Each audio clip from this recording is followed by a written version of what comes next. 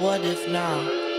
Olá, boa noite. Está no ar o programa Mais Saúde. Sejam todos bem-vindos. Participe conosco através do WhatsApp 99947 4515 ou também pelo 3821 4488. Manda pra gente suas perguntas. Hoje nós vamos tratar sobre assuntos bastante importantes. Vamos falar sobre o enfrentamento da Covid-19 nos Estados Unidos, alimentação e retorno às atividades físicas e também vamos falar sobre a campanha de vacinação contra o sarampo.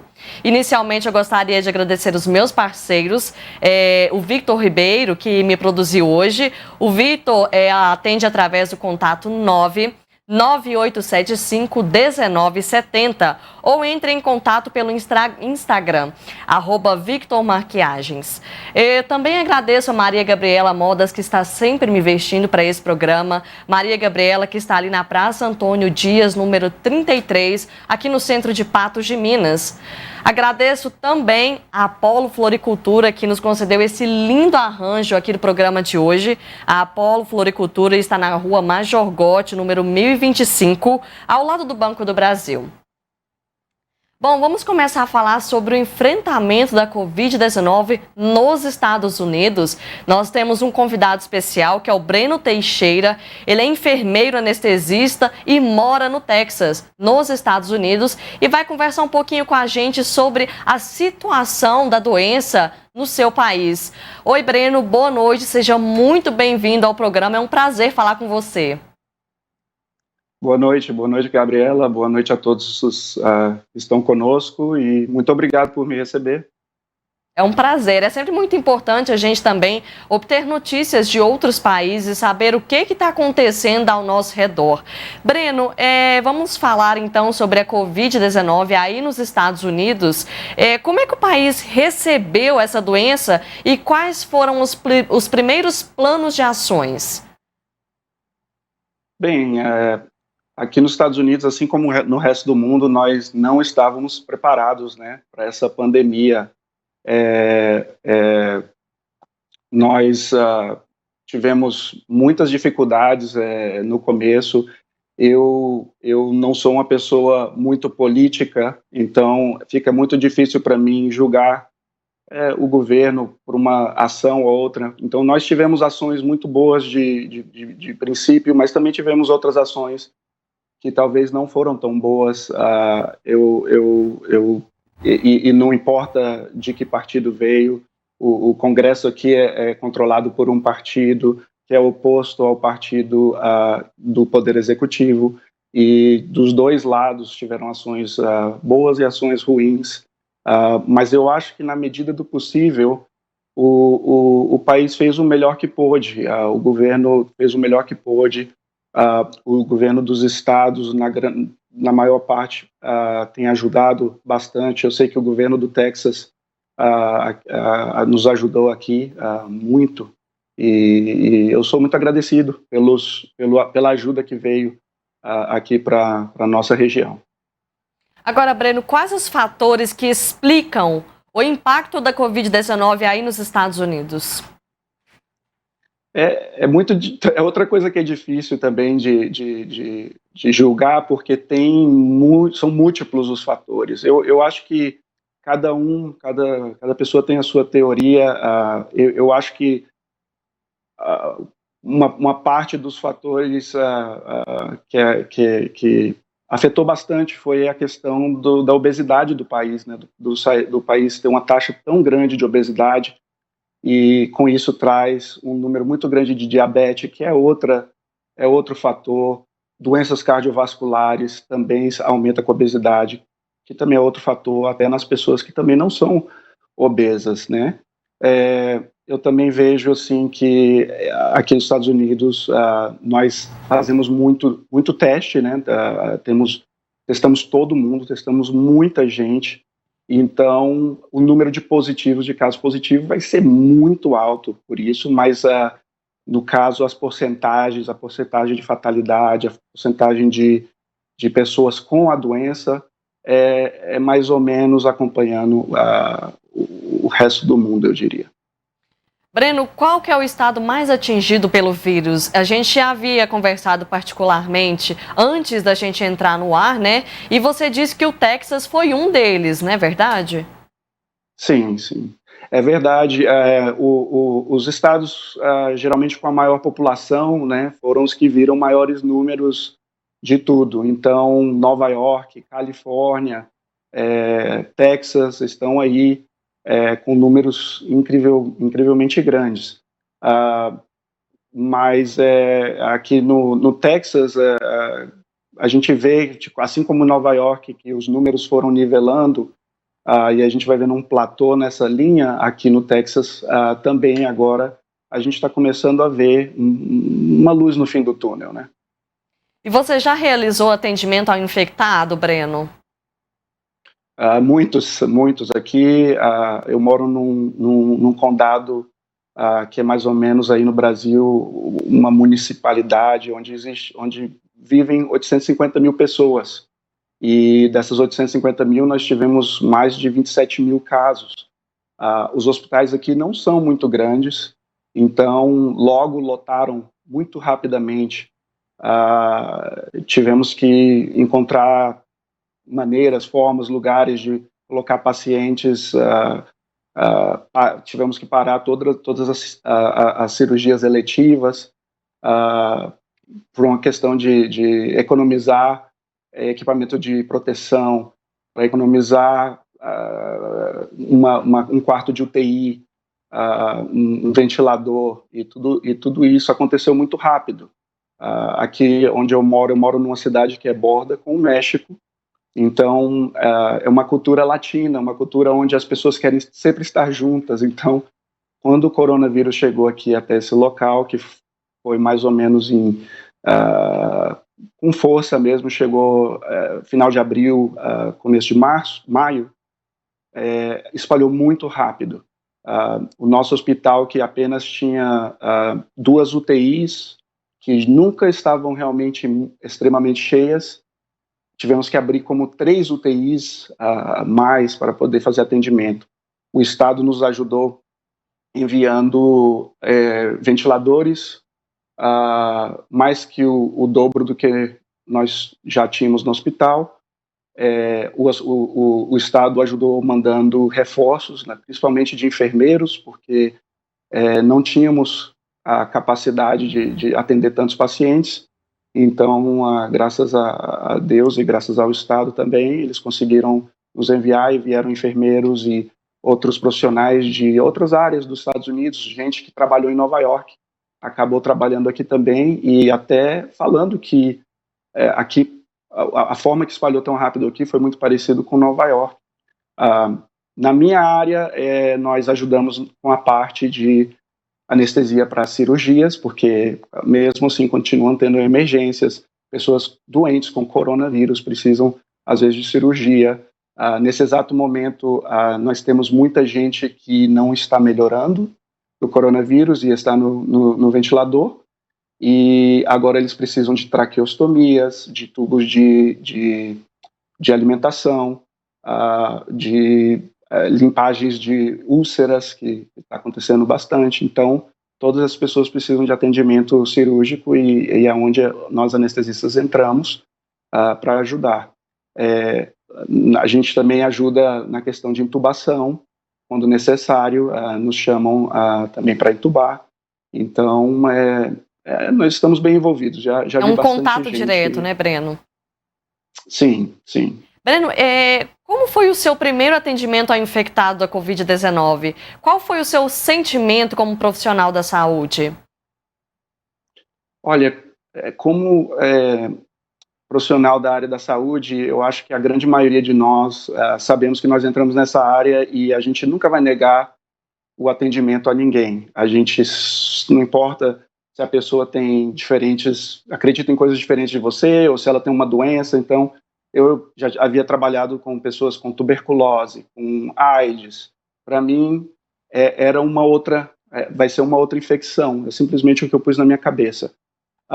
É claro que existe um receio, uma vez que você vê essa doença e a forma, às vezes, que ela é tão maldosa, como ela maltrata tanto, você tem um pouco mais de receio, né? mas eu tenho uma fé muito grande em Deus, uma fé em Cristo, na verdade. E eu tinha muita fé de que eu estaria protegido, eu uso todo o equipamento de proteção necessário, é claro, mas a gente pede uma ajuda divina também para atravessar um problema desse. Breno, você fez um breve comentário sobre os números, mas e hoje, agora, quais são os números atualizados aí onde você vive? Onde eu vivo agora é mais ou menos isso, né? A gente está com 27.500 casos marcados até agora. É claro que muita gente já se recuperou, e o número de mortos é de 1.162. Estava olhando isso hoje. É uma taxa de fatalidade muito grande, até mesmo para o Estado. O nosso Estado tem uma taxa de fatalidade de 2% do número de casos. Nós temos uma taxa de fatalidade acima de 4%. Então, é 2 vezes maior a taxa de fatalidade da minha área comparado com o resto do Estado, para você ver.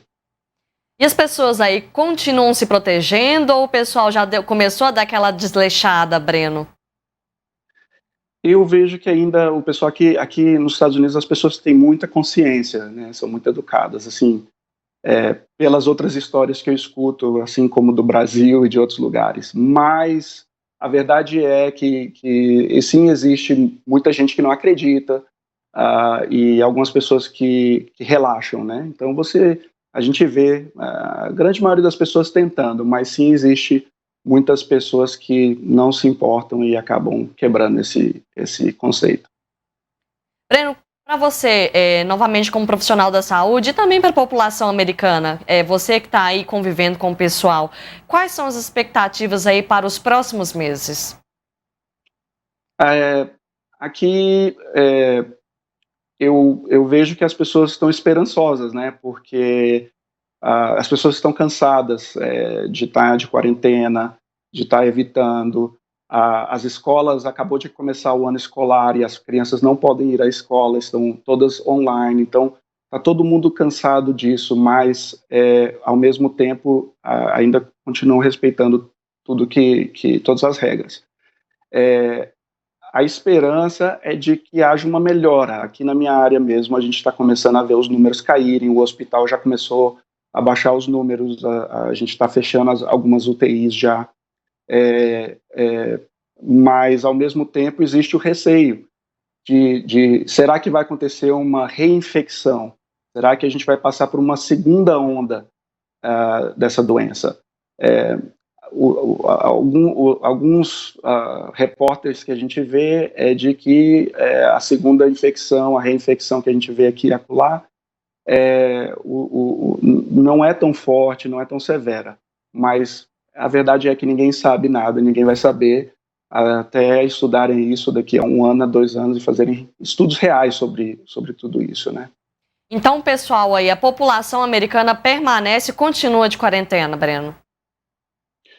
É uma quarentena mais solta, eu diria assim. As pessoas muitas voltaram ao trabalho, algumas trabalham de casa, online, mas, digamos, as escolas ainda, a grande maioria continua fechada, ensino online.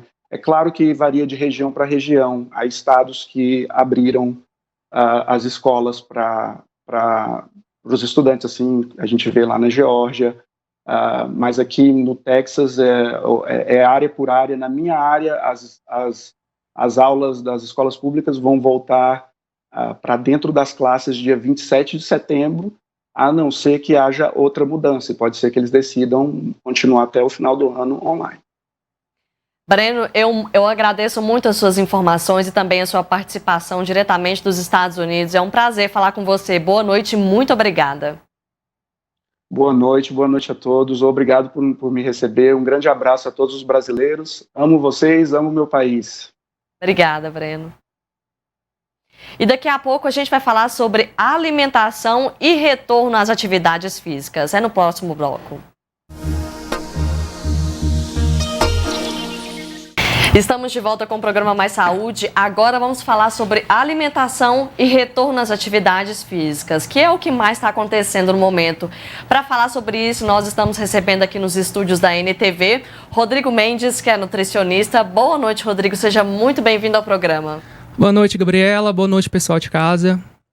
Rodrigo, é um assunto que se torna bastante comum, porque o pessoal está acabando de sair da quarentena aos poucos, as academias estão abrindo, não só as academias, mas outros centros de atividades físicas, e o pessoal está voltando aos poucos aí, mas ao mesmo tempo surgem aquelas dúvidas sobre a alimentação, o que comer, como é que eu vou fazer minha dieta, enfim.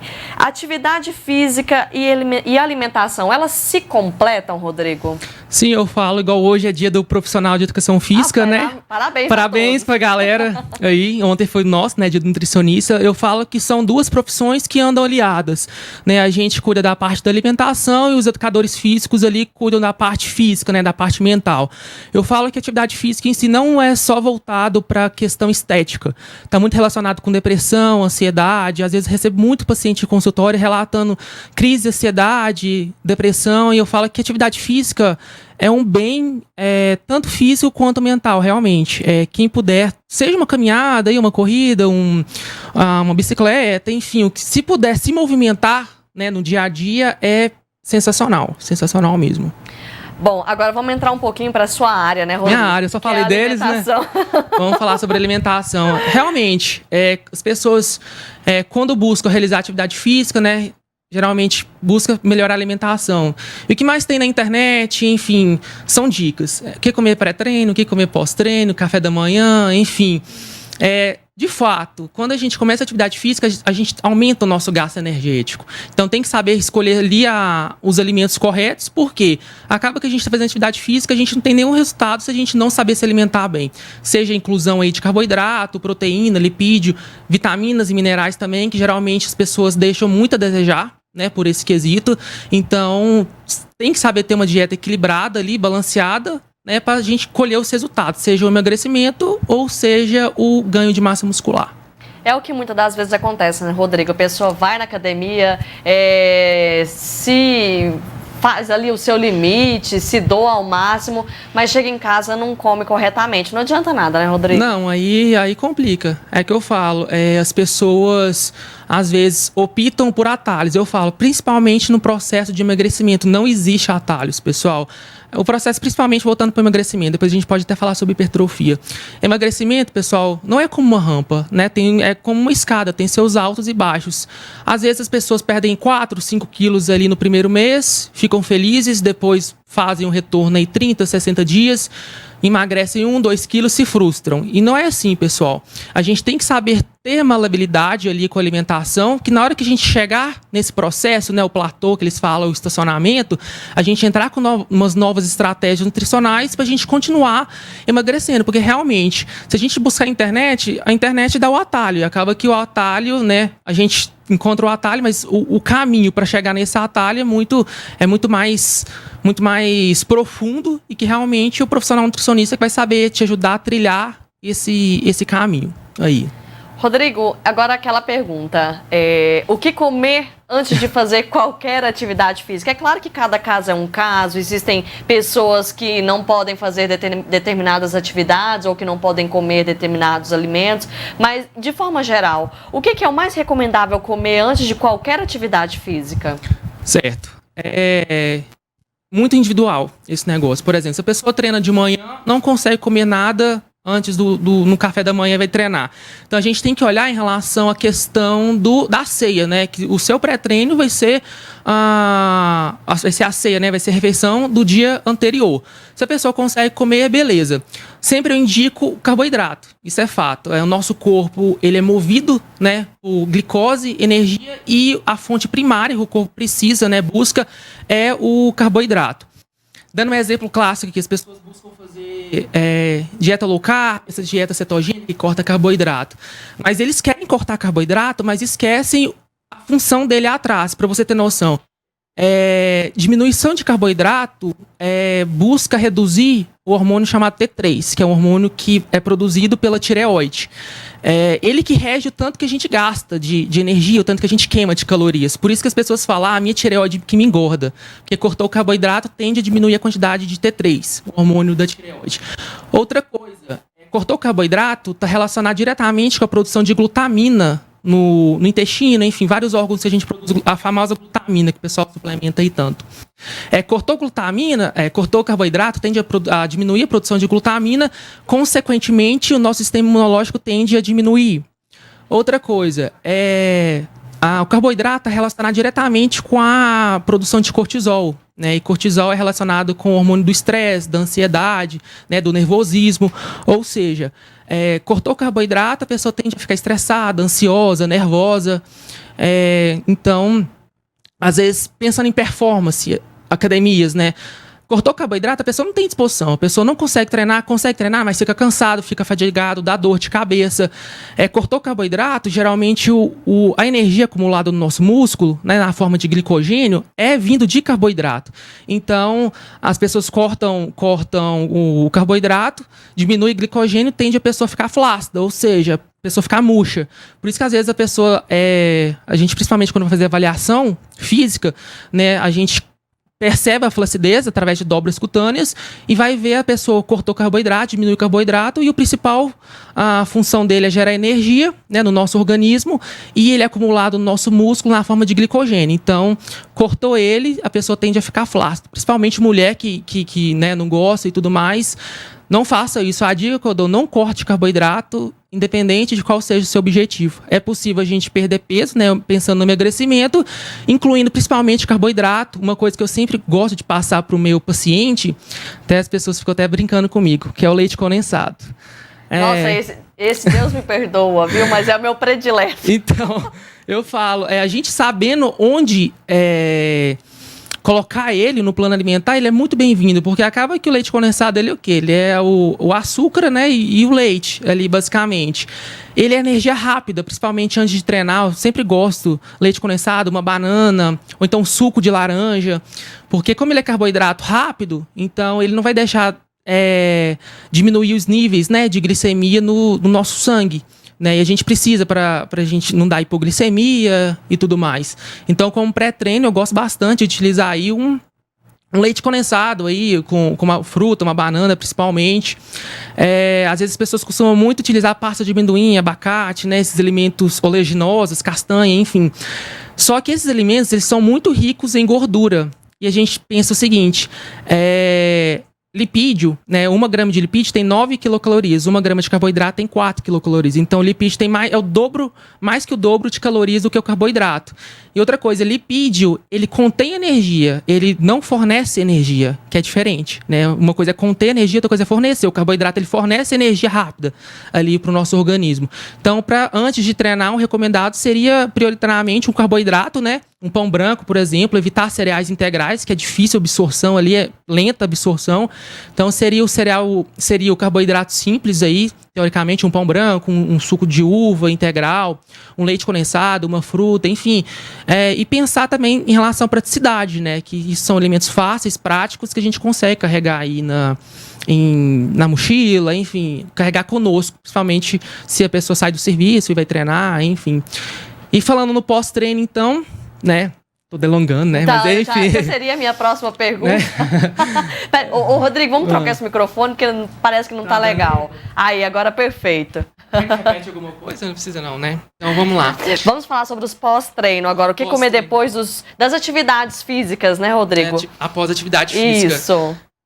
Acaba que quando a gente faz atividade física, né, tem a nossa diminuição de energia, né, diminuição do carboidrato. Então, interessante seria a gente introduzir um carboidrato, né, auxiliar na proteína também, porque acaba que no treino ali, um treino aí de alta intensidade e tudo mais, há microlesões no músculo, né, então a gente sempre recomenda a utilização de um carboidrato aí, seja uma batata, né, uma mandioca, um inhame, cará, enfim, auxiliado com uma fonte de proteína, uma proteína magra, por exemplo, um peixe, né, um salmão, um frango desfiado também cai muito bem, uma carne moída de primeira qualidade, né? Um patinho, por exemplo, também cai muito bem. Então seria... E os ovos, Rodrigo? E os ovos também. Porque eu sou viciada em ovos. Eu tava te acompanhando hoje mesmo no café da manhã. Só que eu falo o seguinte, questão de ovo, as pessoas é muito, muito fissuradas em relação a ovo. Eu falo assim, minha conduta pessoal, eu acho que se eu fosse depender de ovo, eu não teria sucesso, porque eu nunca comi ovo no café da manhã. Realmente, eu não sou adepto a ovo. Mas tem gente que não consegue. Inclusive, hoje, uma amiga minha falou, Gabi, eu não consigo comer ovo no café da manhã. Não sei como é que você consegue. Então, eu vejo como difícil pra mim. Agora, tem pessoas que já conseguem fazer crepioca ali, né? Que é o ovo com a farinha de tapioca e tudo mais, com queijo, aí beleza. Mas, ovo também é uma boa fonte de proteína, porém... tem pessoas que são adeptas, tem pessoas que não, né? Então, isso é individualidade, vai de cada um. Falando, então, dando um gancho de suplemento, né? Essa questão de whey, falei em praticidade, né? O whey nada mais é do que uma proteína em pó, né, que vai auxiliar ali principalmente na questão da praticidade. A pessoa já chega assim dentro do consultório. E não tem tempo de ir em casa fazer o ovo mexido, de preparar alguma coisa, isso, né, Rodrigo? Pela questão da praticidade, a gente pode introduzir uma fruta aí, com um iogurte, com whey, enfim. Só que a pessoa já chega no consultório da gente já com aquela lista. Você vai me passar isso, calma. Senta aqui, vamos conversar, vamos ver qual que é a sua necessidade, porque as pessoas tão fissuradas na internet, já chega com aquela lista. Whey, maltodextrina. Tudo pra ontem, né? Pra ontem. Eu falo que resultado de forma sustentável é ao longo do tempo. Não adianta fazer dieta aí de 21 dias, 30 dias. Você vê resultado rápido? Vê, porque é dieta restritiva. Mas a tendência de ter compulsão, de gerar compulsão aí é altíssima. Então, se você quer emagrecimento, ganho de massa muscular, que é mais lento ainda, de forma sustentável, saudável, com qualidade de vida, é ter paciência, né, disciplina também, saber que isso é um processo e que esse processo lá na frente depende das suas atitudes diariamente, né? Nosso amigo Luiz Felipe aqui tá perguntando se ele pode comer o sanduíche dele no final de semana, Rodrigo. Sanduíche? É o famoso dia do lixo? É refeição livre. Refeição livre. Eu sempre falo também, nos planos alimentares dos meus pacientes, eu sempre coloco, né, uma refeição livre, geralmente ou sábado à noite ou domingo.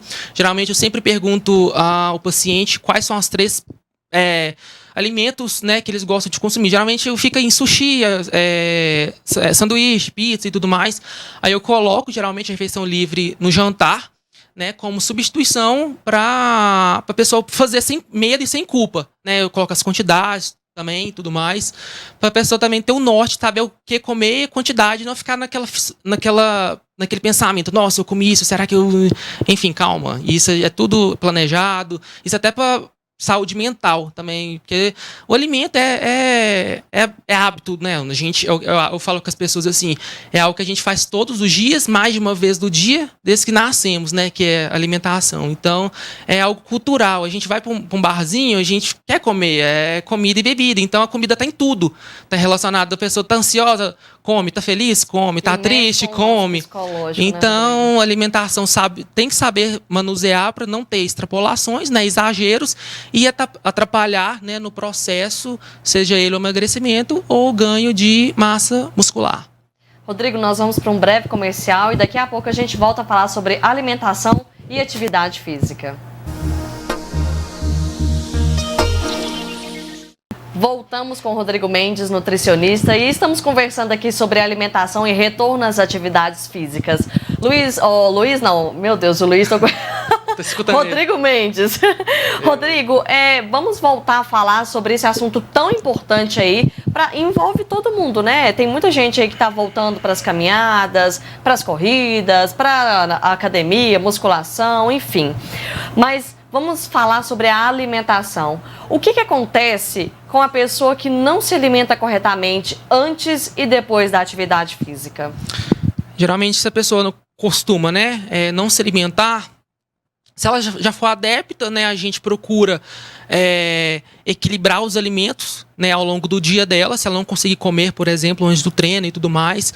Mas qual é o risco da pessoa, por exemplo, treina de manhã, pode gerar uma hipoglicemia, a performance dela, né, o rendimento dela tende a cair porque não tem energia, teoricamente não tem o carboidrato circulante ali de forma necessária, de forma adequada. Por isso que eu falo, o carboidrato é essencial no nosso dia a dia. E teoricamente, após a atividade física também, o nosso corpo, a atividade física está como uma esponja, né? Ele absorve ali mais facilmente os nutrientes porque a gente gastou ali durante a execução de atividade física.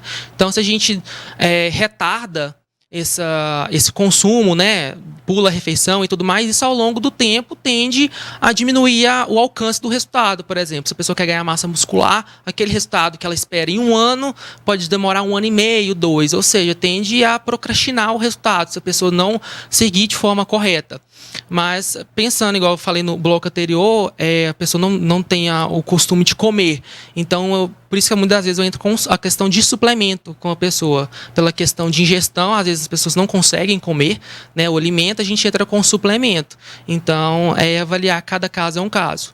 Falando então sobre, que eu lembrei agora em relação a termogênicos também. As pessoas costumam muito consumir, né, de forma equivocada, de forma errada, né? Só que eu falo, Gabriela, a gente tem 2 tipos desse tipo de suplemento, né? Do estimulante. Os que não funcionam e que são proibidos. Porque o que a gente vai mais ver no mercado de termogênicos aí, que promete emagrecimento, a base dele, teoricamente, é cafeína, é efedrina, e teoricamente não, isso é lei. Está na prática que efedrina é proibido, a comercialização dela é proibida, devido aos seus efeitos colaterais, é forte. Então, a gente pode citar aí Lipo6 Black, Oxelite, Black Mamba, são todos ricos em efedrina, que o pessoal quer queimar caloria aí, quer queimar gordura rápido, faz o consumo, né? Depois pode gerar uma possível parada cardíaca, né? Enfim, outros transtornos, né? Tanto físico quanto psíquicos. Então, uma coisa que sempre funciona, que está comprovado, que é o suplemento cafeína, né? Sabendo ter a dosagem também. Muitas pessoas são sensíveis à cafeína, então tem que saber administrar também para não gerar palpitação, taquicardia. Isso que eu ia te perguntar agora, Rodrigo. Por exemplo, a pessoa que costuma treinar de manhã, pela manhã, mas antes toma um café da manhã com uma xícara de café, com um pãozinho assado, e às vezes chega na academia ou chega lá no local da atividade física e começa a ficar trêmulo. Por que isso acontece? Pode ser ou fraqueza, né? Se não tiver consumido carboidrato antes, ficado só em ovo e café, por exemplo, aí. Pode acontecer também pela dose elevada de cafeína, porque o cafeína é o quê? É um estimulante, né? É um estimulante, então... Mas não é um problema antes, não, né? Não. Às vezes é até interessante, que ajuda na performance, na disposição ali, a pessoa fica alerta e tudo mais. Então é até interessante o consumo de cafeína, porém tem que saber ter a dosagem, né? Se a pessoa é muito sensível à cafeína, por exemplo, recomendado 100, 150 miligramas ali, por exemplo, manipulado em cápsulas, mas tem que tomar muito cuidado com a questão de termogênicos, né? E outra coisa, Gabriela, 2 coisas interessantes, é termogênico e os tal do detox. Eu sei que... Famosos detox. Para começar, quando as pessoas falam que está consumindo detox, tem que pensar o seguinte: detox, mas vai detoxicar o quê? É o organismo? Mas espera aí, você está intoxicado? Se você estiver intoxicado, você tem que ir para o hospital, porque você ingeriu uma toxina, isso faz mal para o organismo. A gente pensa aí em suco detox e tudo mais. Não existe realmente suco detox.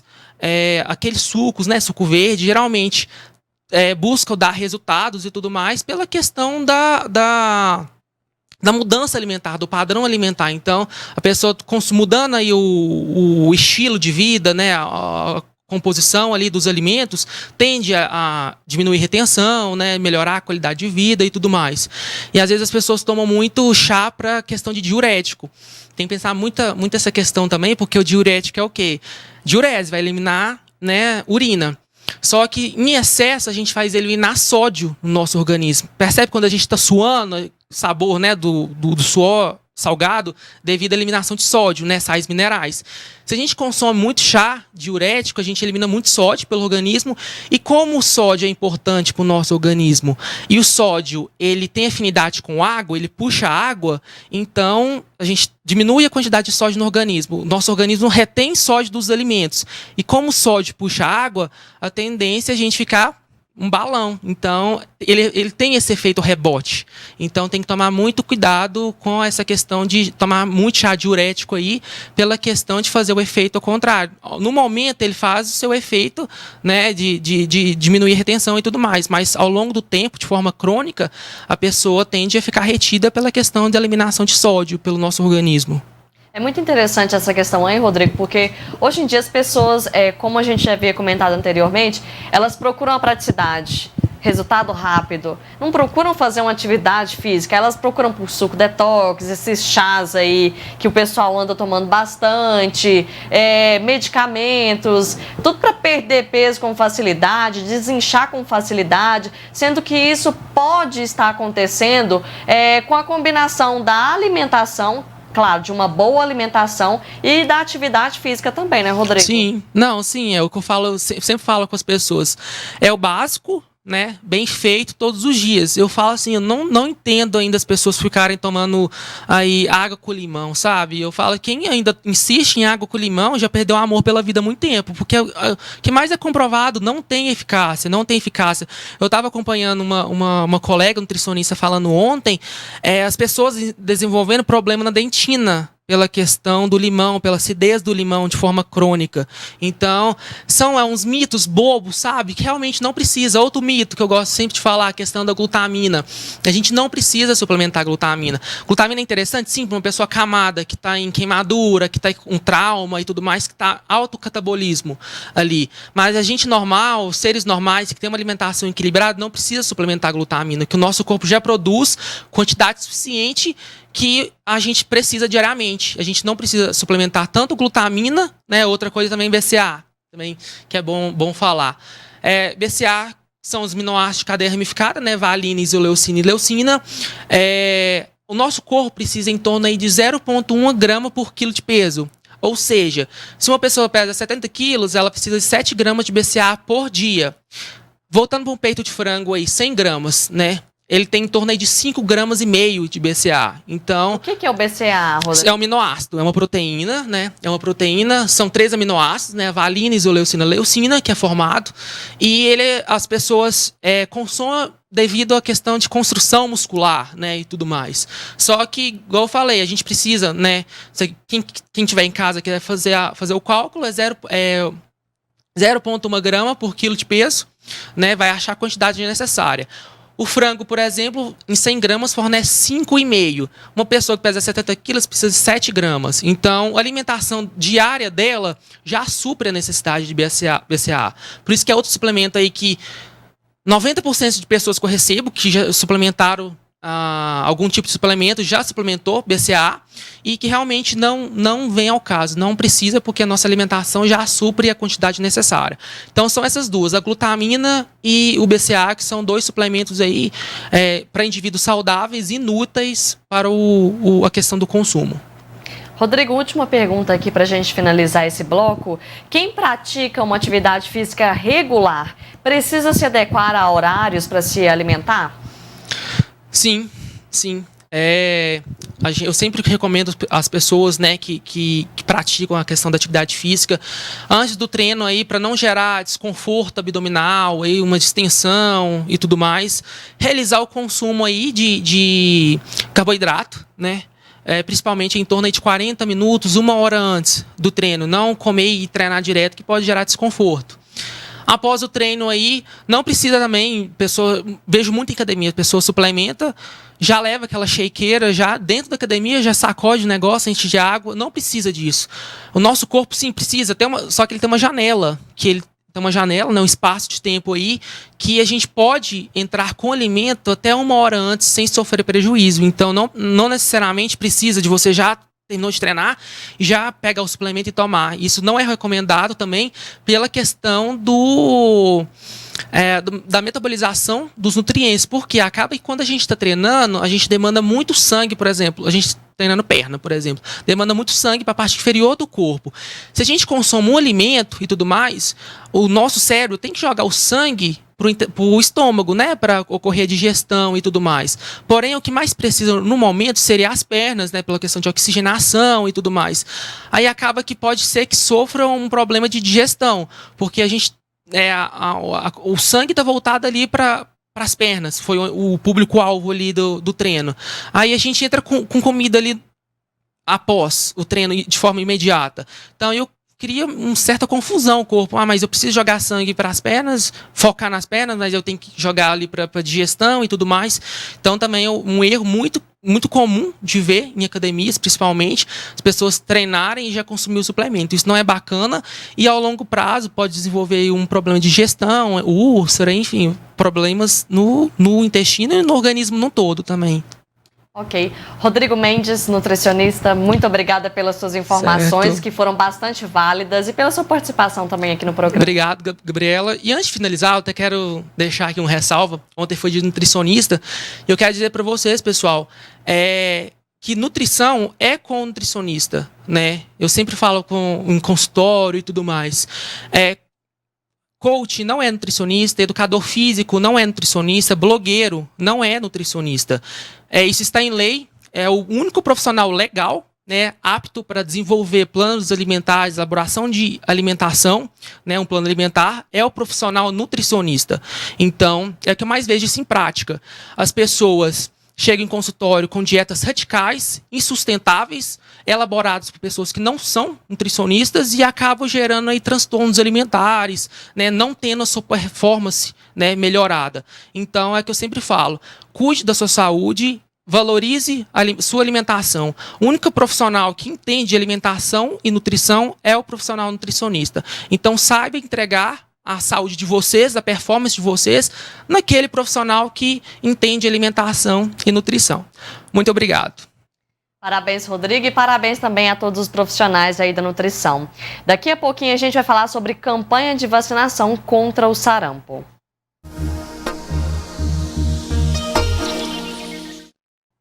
Voltamos com o programa Mais Saúde. Agora nós vamos falar sobre o sarampo e a campanha de vacinação. Aqui nos estúdios da NTV eu estou recebendo a Elisane Bicalho. Ela é gerente de vigilância epidemiológica aqui de Patos de Minas. Boa noite, Elisane. Seja muito bem-vinda ao programa.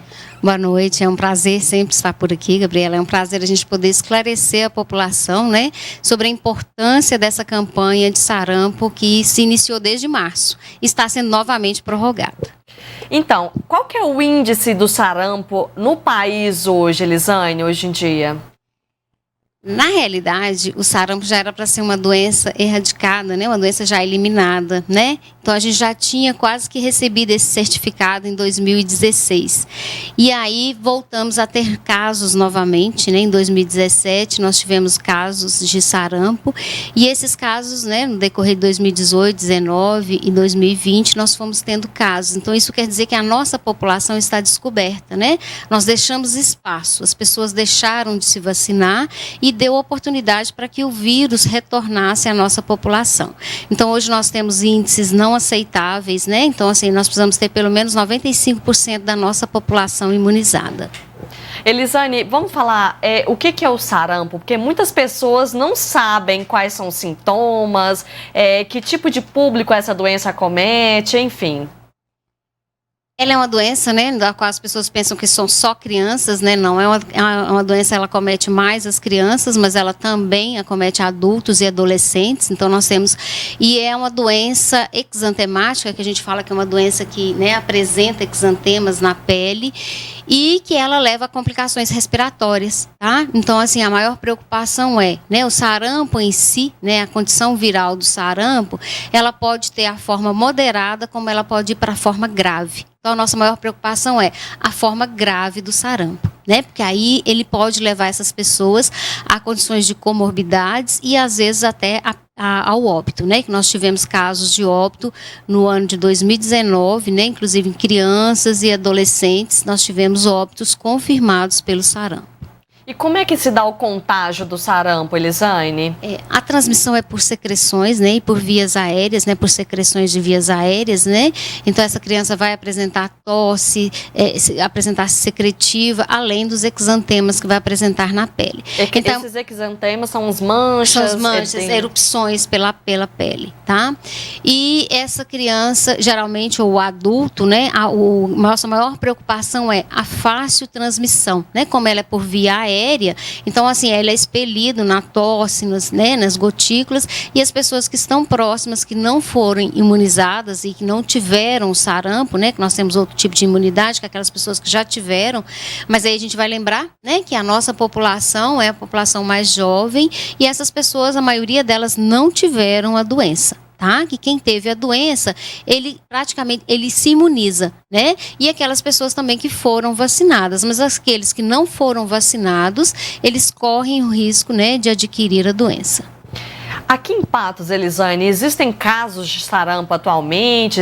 Já existiu? Como é que está aí a cidade? Já existiu, né? Nós tivemos casos suspeitos de sarampo no ano passado, né? Nós tivemos vários casos suspeitos de sarampo. Então, isso também é um alerta, né? Nós temos uma população hoje para a campanha, né? Nós estamos falando de pessoas de 20 a 49 anos, que é o foco da campanha nesse momento, né? Por quê? Porque nós tivemos também a campanha para crianças e agora, nesse momento, o foco é para a campanha para essa faixa etária, que são as pessoas que a gente viu que está mais descoberta, né? Então, essas pessoas não se vacinaram ou não buscaram as unidades de saúde para receber a vacina. Então, nós percebemos que no ano de 2019, nós tivemos vários casos suspeitos, né? Alguns importados que vieram de outros locais, né? De outros estados, às vezes até de outros municípios, né? O que nos preocupa muito, né? Porque as pessoas, elas vão e vêm o tempo todo. Né? Então, não tem como a gente cercar o vírus, né? Então, falar que a pessoa vai chegar aqui, a gente vai saber que ela está contaminada? Não. De repente, né, nós tivemos confirmação em vários municípios próximos nossos.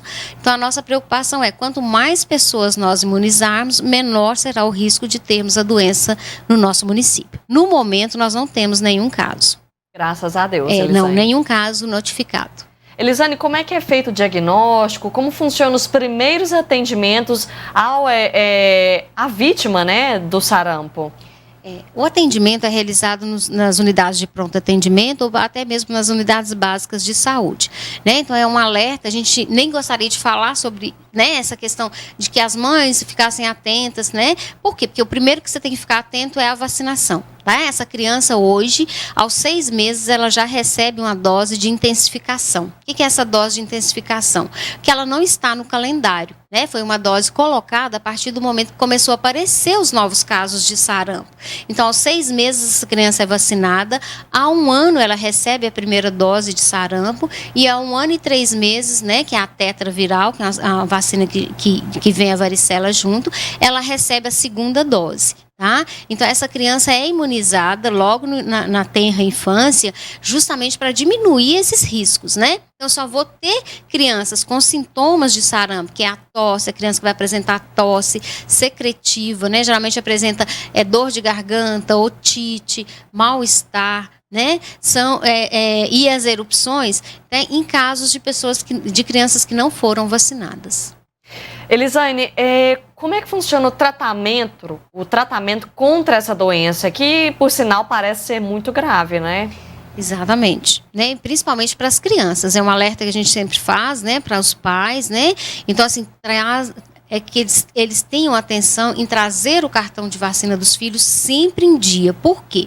Porque é a única forma que nós temos de evitar o adoecimento dessas crianças, né? Não é só do sarampo, são diversas doenças, mas nesse momento a gente gosta de frisar a questão da importância por estar em campanha. Então, a gente tem visto que pela pandemia, Gabriela, o que tem acontecido com os pais? Eles estão com medo de levar os filhos até a unidade de saúde, né? Pelo risco, porque a unidade de saúde onde vai várias pessoas, né? Então a gente gosta de lembrar a esses pais, né? A questão, né, do benefício que a vacina traz. Tá? Então é muito mais importante nesse momento, né, eu me organizar, né, com relação ao horário e com relação também à unidade de saúde, né? A gente sabe que os profissionais lá estão todos aptos e qualificados para realizar o atendimento seguro dos seus filhos. Então, assim, é muito mais importante vacinar, né, e você ter as precauções do que você deixar seu filho descoberto, né, com relação à vacina e ele ter o risco de contrair uma doença que pode ser tão grave quanto essa que nós estamos vivendo nesse momento, que é o Covid, que é um outro vírus também. Elisane, como funciona o tratamento contra o sarampo? É muito evasivo? É um tratamento, assim, nas formas graves, né? Então, é um tratamento que requer internação, né? Requer cuidados, né? Às vezes até intensivos para essa criança, né? Porque nós vamos ter complicações como a pneumonia ou complicações como a encefalite, né? São as maiores preocupações que nós temos, é realmente com as complicações que podem ocorrer, tá? Então, assim, a criança pode passar por um período prolongado de internação e, às vezes, necessitar até de cuidados intensivos. Isso vai variar, né? De criança para criança e da forma com que ocorre essa doença. Agora nós vamos falar sobre a campanha de vacinação, Elisane. Como é que está funcionando aqui na cidade? Quais são as datas, horários e locais? A campanha, ela iniciou em março, né? Então, nós temos essa campanha, ela veio, né? Então, desde o ano passado, nós estamos vindo pegando as faixas etárias. Então, nós já tivemos para as crianças, né? Depois tivemos para a faixa etária dos adolescentes e agora nós estamos aí para os adultos, né? De 20 a 49 anos. Então, desde março, essa campanha foi aberta e a nossa maior preocupação é as pessoas não procuraram unidade de saúde. Tá? Então, nós temos um número aí de 61 mil pessoas, né, na nossa cidade, no nosso município de Patos, para serem vacinados. E aí, até hoje, nós conseguimos vacinar 26% dessa população, que corresponde aí a 16 mil pessoas. Né? Então, isso nos preocupa muito, por quê? Porque nós estamos com um grande número de pessoas, né, sem tomar essa dose extra do sarampo. Então, isso é um momento da gente convocar essas pessoas, pedir a essas pessoas que estão nessa faixa etária, independente. Elisane, mas eu já vacinei. É o que eu escuto muito. Eu tenho 2 doses no meu cartão. E aí? Né, o que a gente sempre lembra, nesse momento, essa dose ela é extra, é uma dose de campanha. Tá? Então, independente do seu histórico vacinal, você deve tomar mais uma dose de vacina, né, de sarampo, cachumba e rubéola, que é a triviral neste momento. É só chegar no posto de saúde com o cartão de vacinação e pronto, sem segredo, né, Elisane? Sem segredo. Chegou na unidade de saúde, né, com o seu cartão, ou se eu não tenho cartão, eu não recebi a dose, pode procurar a unidade de saúde, as meninas vão te dar um cartãozinho, vão fazer para você a vacina. Não vai ser empecilho para tomar a vacina nesse momento. Então, a gente fala, olha, empresas, né, que tem grande número de pessoas, ou que tem pessoas nessa faixa etária, que a gente sabe que são pessoas produtivas, né, que às vezes falam, a dificuldade de sair, porque eu trabalho o dia todo, porque eu tenho, né, os compromissos não permitem, a unidade fica aberta no mesmo horário do meu trabalho. Então, nós estamos também aí, né, com as equipes de saúde, todas as unidades de saúde, oferecendo um trabalho, né, de suporte para ir vacinar nessas empresas, tá? Então, basta que você entre em contato com a sua unidade de saúde, agende um horário, que a unidade vai até a empresa, né, e realiza a vacinação. Né? Se a unidade não puder realizar, ou se ela tiver compromissos na agenda que não permita, ela vai entrar em contato com a vigilância epidemiológica e nós vamos organizar, né, uma forma de facilitar isso, né, e de formar uma equipe para que ela possa atender a demanda. Você falou uma coisa interessante, Elisane, porque existem pacientes que relatam, mas eu já tomei essa vacina, não preciso tomar mais. De quanto em quanto tempo a gente precisa se preocupar com essa dose? Na realidade, no calendário, né, nós vamos falar que essas pessoas, né, elas até 20 anos, elas precisam ter, até 30 anos, você precisa ter 2 doses dessa vacina no seu cartão. Né? Então, se você vacinou lá na infância ou em algum momento da sua vida, você tendo as 2 doses é importante. Profissional de saúde, independente da idade, ele também precisa ter 2 doses de vacina. Agora, se eu tenho depois dos 30 anos até os 49 anos, basta que eu tenha uma dose de triviral. Mas, Elisane, eu já tenho essa dose, mas esse momento... Tá? É um momento de nós voltarmos, que essa dose que está sendo oferecida é a dose de campanha. Então, nós temos que ter em mente que é a dose extra. É uma dose para imunizar, né, em grande quantidade de pessoas, né, a maioria. Por quê? Porque aí ficaria difícil a gente selecionar essas pessoas. Então, o que o governo fez? Nós vamos vacinar todas as pessoas de 20 a 49 anos, independente do seu histórico vacinal. Tá? Pergunta que não quer calar, Elisane. É claro que eu não me lembro, né? Tem muito tempo que eu não tomei essa vacina, é dolorosa? Quais são os sintomas? Ela tem sintomas, febre? Porque tem muita gente que tem essa curiosidade e pergunta isso, né, Elisane? Exatamente, né? Então a campanha vai até o dia 30 de outubro, né? Então nós temos muito tempo para nos programarmos aí para vacinar. E essa vacina não é dolorosa, é uma vacina subcutânea, né? É meio mlzinho e é uma vacina que ela tem pouquíssimas reações adversas, né? A gente pode falar assim, não, quase nenhuma, tá? Você vai tomar, o máximo que você vai sentir é um dolorimentozinho, né? Que passa rapidinho e não causa nenhum incômodo. Que é normal, né? Normal de tudo. Elisane, para a gente finalizar o programa de hoje, e quanto às grávidas? Existe aí um certo tempo, um certo período que elas possam tomar vacina ou tomar vacina antes de, por exemplo, tá programado para engravidar daqui a alguns meses, eu posso tomar vacina? Como é que funciona isso? Sim, se você não estiver grávida, o ideal é que você se programe, né, com seu cartão de vacina, não só com a Triviral, mas todas as outras, né, vacinas também. Mas estando grávida, a vacina é contraindicada. Tá? Então, na gestação, ela é contraindicada. Durante o período da gestação, né, você tem que aguardar, né, finalizou meu período de gestação, estou no período de lactação, estou no puerpério, não há contraindicação para receber a dose. Só no período da gestação que não há indicação para a aplicação da Triviral. Informações bastante pertinentes. Muito obrigada pela sua participação, Elisane. É um prazer, né? E a gente está sempre por aqui, né, trazendo para vocês as informações e a gente esclarecendo ao público. Então é muito bom estar aqui, Gabriela. Obrigada a vocês. Obrigada. E o programa Mais Saúde fica por aqui. Agradeço a todos vocês pela participação e pela participação aí de casa, logicamente. Muito obrigada e até o próximo programa Mais Saúde.